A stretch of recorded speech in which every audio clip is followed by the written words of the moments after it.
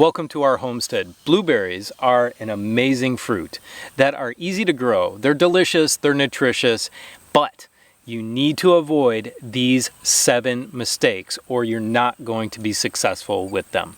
Let's talk about it.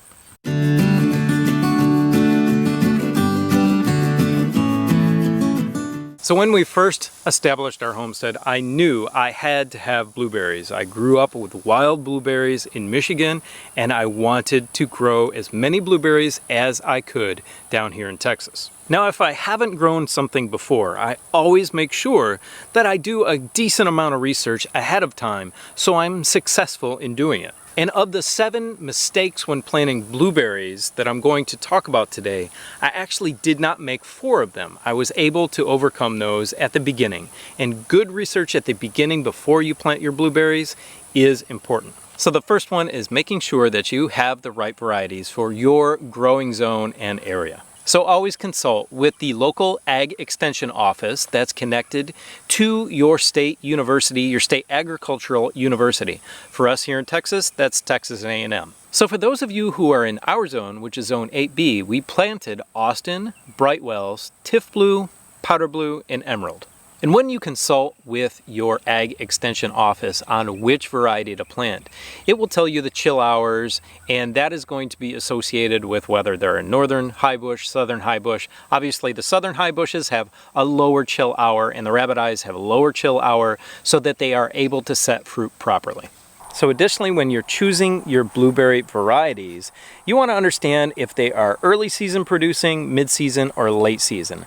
And that's important if you want to have a you-pick operation where you have others coming to pick your blueberries. For us, it didn't matter. But as an aside, our Brightwells and our Emerald have already fruited out, and it's going into mid-season now, and our Tiff Blues and Powder Blues are just putting on all of their fruit and ripening them right now. Mistake number 2 that is commonly made is soil pH. Blueberries love acidic soil. And if you do not have that, you are going to need to amend the soil ahead of time. We didn't make that mistake. We knew that they loved acidic soil, and we are actually blessed with acidic soil here in East Texas. We have a pH of about 6 to 6.5, but blueberries do like it more acidic than that. They tolerate down to about 4.5, but they thrive in an area between 4.5 and 5.5. So for the home gardener, you can add elemental sulfur to the soil. It can be pelletized or it can be in powder form. You can also add vinegar. That does acidify the soil, but that one is a little bit harder to control.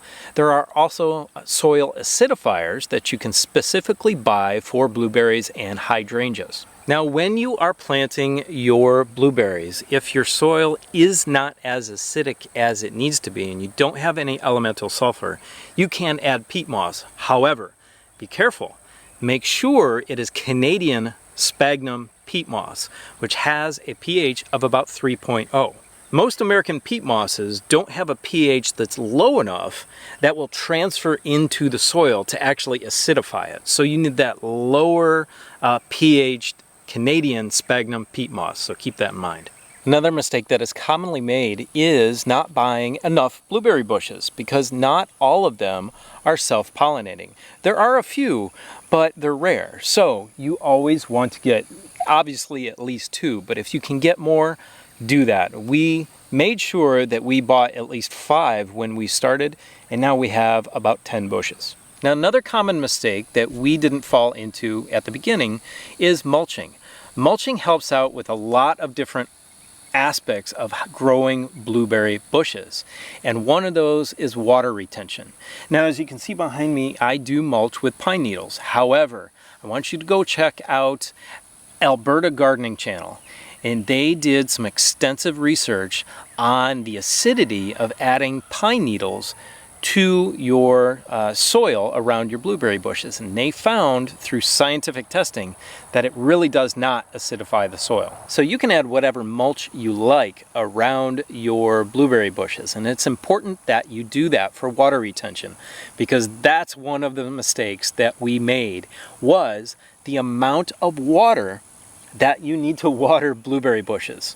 Now, when we were getting our blueberry bushes, I spoke to a local blueberry farm. Those farmers, it's an elderly couple, have been doing it for a long time. However, they bought the blueberry farm already intact. So they gave me some advice that did not work with new blueberry bushes. Their blueberry bushes were about 20 years old when they first bought them, and now they're about 40 years old.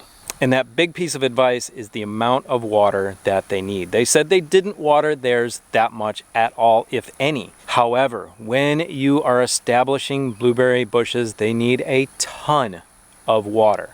All the time, almost every day. Now it's 100 degrees here in Texas and it's extremely dry. It hasn't rained except once in the past month. So I have been watering these fairly often, probably every 2 days or so. Since we are on the subject of water, I want to talk about potted blueberries. A lot of people grow blueberries in containers. Honestly, that's extremely difficult, and here's why. And that is because these containers dry out very fast. Now, if you put this blueberry in a really large barrel, you might be able to keep it moist as much as the plant needs.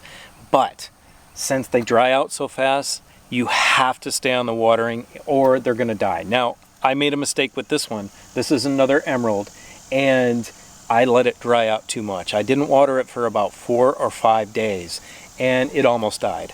I have only been able to get this back by watering it every single solitary day, giving it a really good soaking. So beware, if you want to grow these in pots, you have to keep up with the watering.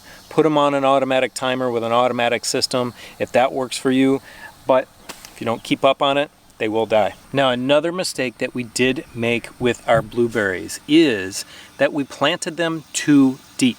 You don't want to plant blueberries too deep. They have a very shallow root system and they like to have their roots up near the surface. If you plant them too deep, they're not going to thrive at all. Now that seems kind of weird because we just said a good layer of mulch on top is good to keep those roots nice and moist. So they don't mind a solid 6 inches of mulch on the top, but they don't like to be under that soil much at all. So I made a really big mistake with these blueberry bushes over here. These are the original ones that I planted, and I planted them too deep and I did not water them properly. They're okay. They're about 4 years old and they should be about 6 feet tall. You can see that they just have not thrived at all. They do give some berries. This one's got a few on it right now, but they're just not producing much at all. So I'm actually going to be transplanting these over to our other blueberry area. So the last mistake that is commonly made also has to do with your soil and water, and that is planting in an area that doesn't drain well. Now, blueberries love a ton of water, but they don't like wet feet. So if they're sitting in water for too long, like anything else, the roots are going to rot out. Sometimes plants are so picky. So if you just avoid those 7 mistakes that I just mentioned, you're going to be very successful growing some beautiful blueberries for your family. If you have any questions for me on growing blueberries, please comment in the comment section below. Now click on this video right here, which shows you how to trellis tomatoes in 2 different ways. Have a beautiful, blessed day. We'll see you on the next video. Bye.